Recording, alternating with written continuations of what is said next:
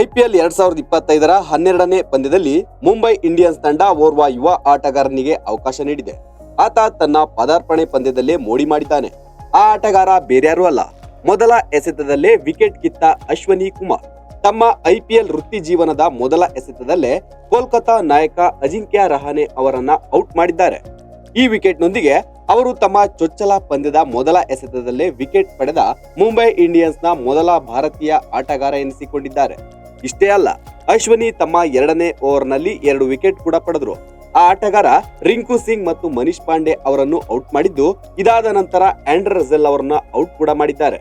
2025ರ mega ಹರಾಜಿನಲ್ಲಿ Ashwini Kumar ಅವರನ್ನ Mumbai Indians 30 lakh ರುಗೆ ಖರೀದಿಸಿತ್ತು. ಈ ಆಟಗಾರನನ್ನ death ಓವರ್ಗಳಲ್ಲಿ ಪರಿಣಿತಿ ಎಂದು ಪರಿಗಣಿಸಲಾಗುತ್ತದೆ. 2022ರಲ್ಲಿ ಸೈಯದ್ ಮುಷ್ತಾಕ್ ಅಲಿ ಟ್ರೋಫಿಯಲ್ಲಿ ಪಂಜಾಬ್ ಪರ ಅಶ್ವಿನಿ ಪದಾರ್ಪಣೆ ಮಾಡಿದ್ರು ಮತ್ತು ಇದುವರೆಗೆ 4 ಟಿ20 ಪಂದ್ಯಗಳಲ್ಲಿ 3 ವಿಕೆಟ್ ಗಳನ್ನ ಕಬಳಿಸಿದ್ದಾರೆ. ಅಶ್ವಿನಿ ಕುಮಾರ್ 29 ಆಗಸ್ಟ್ 2001ರಂದು ಮೊಹಾಲಿಯ ಸಣ್ಣ ಹಳ್ಳಿಯಾದ ಜಂಜೇರಿಯಲ್ಲಿ ಜನಿಸಿದ್ರು.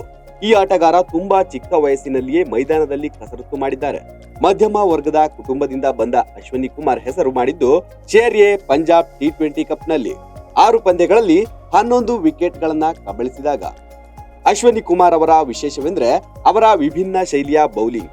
ವೇಗ ಬದಲಾವಣೆಯ ಹೊರತಾಗಿ ಈ ಆಟಗಾರ ಬೌನ್ಸರ್ಗಳು ಮತ್ತು ಯಾರ್ಕರ್ ಗಳನ್ನ ಎಸೆಯುವುದರಲ್ಲಿಯೂ ಪರಿಣಿತರು. ಇದಲ್ಲದೆ ಅವರು ಕೆಳ ಕ್ರಮಾಂಕದಲ್ಲಿ ದೊಡ್ಡ ಹೊಡೆತಗಳನ್ನ ಸಹ ಆಡಬಲ್ಲರು. ಈ ಆಟಗಾರ ಒತ್ತಡದಲ್ಲಿ ಉತ್ತಮ ಪ್ರದರ್ಶನ ನೀಡುವುದಕ್ಕೆ ಹೆಸರುವಾಸಿ. ಇದೇ ಕಾರಣಕ್ಕೆ ಮುಂಬೈ ಇಂಡಿಯನ್ಸ್ ಈ ಆಟಗಾರನ ಮೇಲೆ ದೊಡ್ಡ ನಂಬಿಕೆ ಇಟ್ಟಿದೆ.